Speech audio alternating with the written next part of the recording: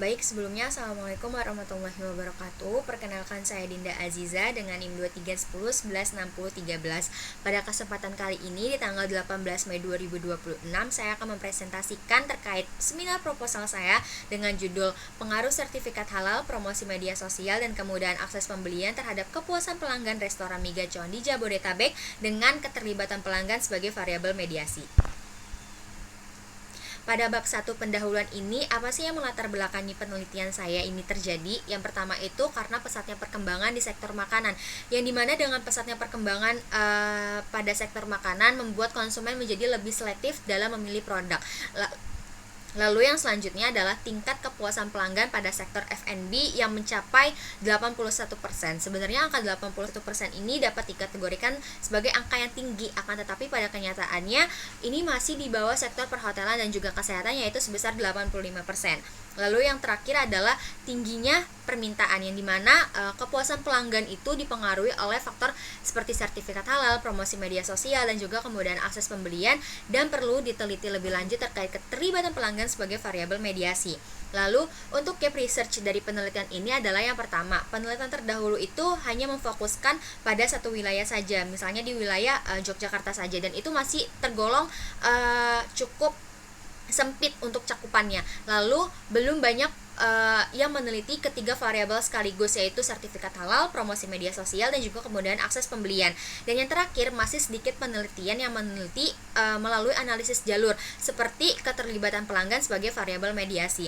Dan apa sih novelty atau kebaruan dari penelitian ini? Novelty atau kebaruan dari penelitian ini adalah dengan menggabungkan ketiga variabel utama, yaitu sertifikat halal, promosi media sosial, dan juga kemudahan akses pembelian. Serta di sini untuk memperkuat penelitian, saya menambahkan variabel mediasi, yaitu berupa keterlibatan pelanggan yang belum banyak diteliti di industri makanan halal. Contohnya pada restoran Migacuan, terutama cakupan yang saya tuju itu juga cukup luas, yaitu di wilayah Jabodetabek, bukan hanya di satu wilayah saja. Lalu untuk selanjutnya, apa sih tujuan penelitian dari penelitian ini? Yang pertama adalah untuk menganalisis pengaruh sertifikat halal terhadap kepuasan pelanggan restoran Migacuan di Jabodetabek. Selanjutnya adalah untuk menganalisis pengaruh promosi media sosial terhadap kepuasan pelanggan restoran Migacuan di Jabodetabek. Untuk menganalisis pengaruh kemudahan akses pembelian terhadap kepuasan pelanggan restoran Migacuan di Jabodetabek. Untuk menganalisis pengaruh keterlibatan pelanggan terhadap kepuasan pelanggan restoran Migacuan di Jabodetabek. Dan yang terakhir, untuk menganalisis pengaruh sertifikat halal, promosi media sosial, dan kemudahan akses pembelian terhadap kepuasan pelanggan restoran Migacuan dengan keterlibatan pelanggan sebagai variabel mediasi. Dan manfaat yang saya harapkan dari penelitian ini adalah yang pertama, dapat bermanfaat bagi teoritis, yang dimana penelitian ini tuh saya harap penelitian ini dapat bermanfaat untuk menambah kajian pemasaran sekaligus menjadi referensi bagi peneliti selanjutnya. Dan manfaat bagi praktisi, di sini saya berharap penelitian tersebut dapat menjadi evaluasi strategi pemasaran bagi Migacuan, dan juga memberikan contoh bagi pelaku kuliner tentang penerapan promosi digital, layanan mudah akses, dan juga pemasaran berbasis halal. Lalu untuk tinjauan pustaka pada bab 2, yang pertama itu adalah landasan teori. Menurut Irwan tahun 2016, kepuasan pelanggan itu merupakan perasaan senang yang muncul ketika konsumen menerima produk sesuai dengan keinginan mereka. Jadi ketika konsumen pasti memiliki harapan-harapan terkait produk yang ingin mereka beli. Jadi apabila konsumen bisa mencapai harapan yang mereka inginkan dari produk tersebut, itu dapat dikategorikan sebagai kepuasan pelanggan. Lalu yang selanjutnya adalah menurut Fitri dan juga Jumiono tahun 2021, sertifikat halal merupakan proses yang dilalui oleh produsen atau perusahaan untuk mendapatkan sertifikat halal. Prosesnya ini tuh dilalui atau dimulai ketika lembaga terkait atau BPJPH sudah dapat memastikan dan juga menetapkan status kehalalan suatu produk. Jadi apabila produk tersebut sudah diuji oleh BPJPH, dan biasanya tuh pengujiannya enggak yang cuma sekali doang, biasanya ada rentang tahunnya. Dan kalau misalkan dari rentang tahun yang sudah diberikan oleh BPJPH dan produk tersebut masih halal, otomatis dia akan terus menerus diganti sertifikat halalnya sesuai dengan tahun yang sudah ditetapkan. Lalu yang selanjutnya itu menurut Neti tahun 2011 dikutip oleh Pambudi tahun 2022, promosi atau pemasaran melalui media sosial merupakan upaya pemanfaatan platform media sosial untuk mempengaruhi dan juga menarik minat konsumen terhadap suatu perusahaan. Jadi apabila perusahaan tersebut memiliki produk yang ingin dijual, salah satu hal yang dapat mempengaruhi kepuasan pelanggan adalah melalui promosi media sosial. Jadi antara perusahaan dan juga konsumen dapat berinteraksi secara langsung walaupun melalui digital. Lalu yang selanjutnya menurut Sosani et al tahun 2023, kemudahan akses merupakan tingkat kemudahan suatu tempat usaha untuk dijangkau oleh konsumen. Jadi semakin baik tempat yang dapat dituju oleh konsumen, maka semakin sering pula konsumen membeli produk tersebut. Lalu menurut Islam et al tahun 2019 dikutip oleh Sultan tahun 2022, keterlibatan pelanggan merupakan pelanggan yang terlibat akan memberikan kontribusi secara sukarela. Jadi apabila pelanggan misalkan contohnya saya membeli mie gacoan dan saya merasa puas nih dengan sertifikat halalnya, mereka mempunyai sertifikat halal, terus juga promosi media sosial dengan keaslian, dengan yang asli itu baik, dan juga kemudahan akses pembelian yang mudah dituju, otomatis saya sebagai pelanggan secara tidak langsung terlibat dalam penjualan produk mereka, dan saya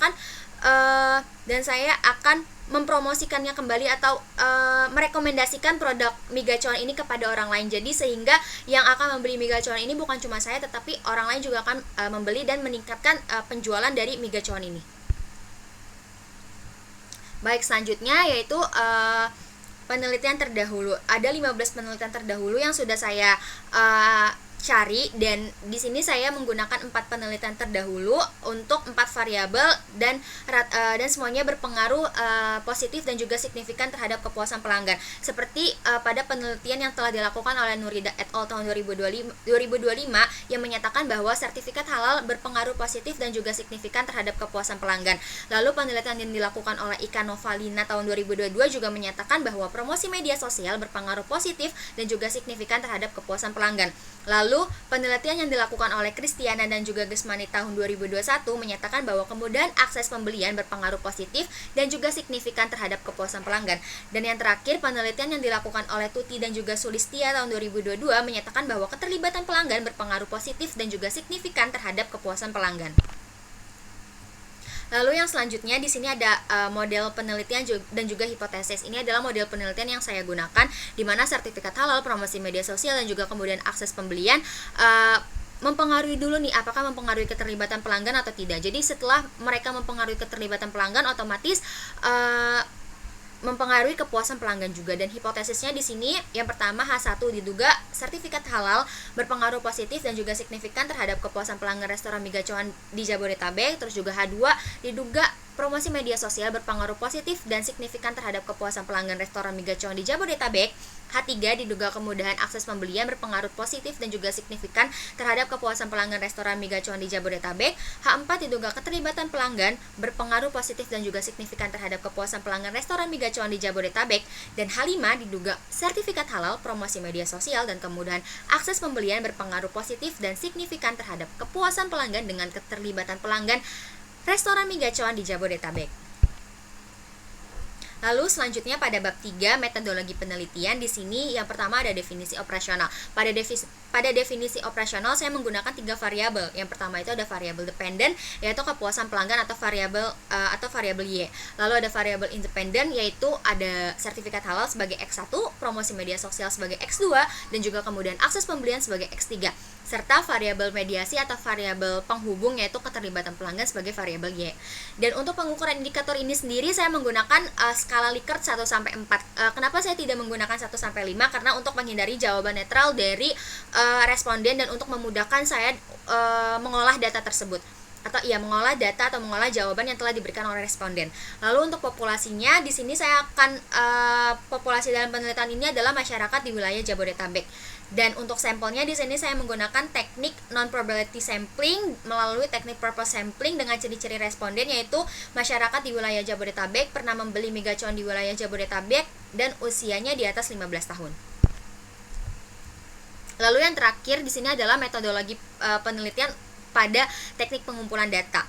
Yang pertama, jenis data yang saya gunakan adalah data kuantitatif, yang dimana nantinya saya akan menyebarkan kuesioner dan akan disebar kepada responden yang memiliki ciri-ciri yang sudah saya jelaskan sebelumnya. Lalu untuk sumber datanya sendiri, di sini saya menggunakan data primer yaitu kuesioner dan juga data sekunder, jurnal ilmiah, buku dan juga yaitu data sekunder berupa jurnal ilmiah, buku dan juga artikel untuk memperkuat penelitian saya.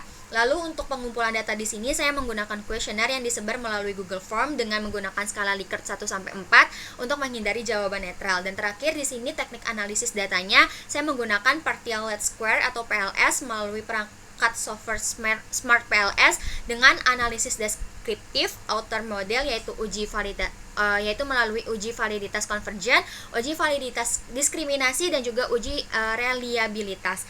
Lalu untuk inner modelnya di sini saya menggunakan analisis jalur, R-square, Q-square, F-square dan juga model fit. Lalu saya menggunakan uji hipotesis dan juga uji mediasi. Baik, segitu saja presentasi seminar proposal yang dapat saya jelaskan pada kesempatan kali ini. Semoga dapat diterima oleh teman-teman semua. Terima kasih. Wassalamualaikum warahmatullahi wabarakatuh.